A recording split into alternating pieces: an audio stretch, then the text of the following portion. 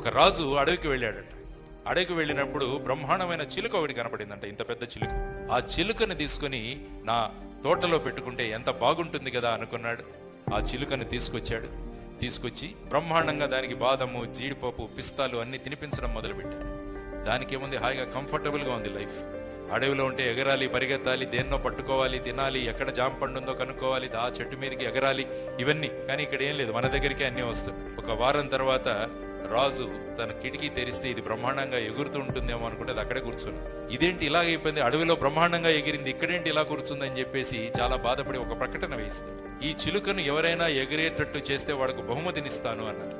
చాలా మంది వచ్చి ప్రయత్నించారు కానీ అది ఎగరట్లేదు. ఫైనల్ గా ఒక రైతు వస్తాడు. రైతు ఒక గొడ్డలి తీసుకుని వచ్చి అది ఏ కొమ్మ మీద కూర్చుందో ఆ కొమ్మను కట్ చేసేస్తాడు, అది వెంటనే ఎగురుతుంది అనమాట. కాబట్టి మనం కూడా లక్ష్య సాధనలో ముందుకు వెళ్ళాలంటే కంఫర్ట్ జోన్ నుంచి బయటపడాలి.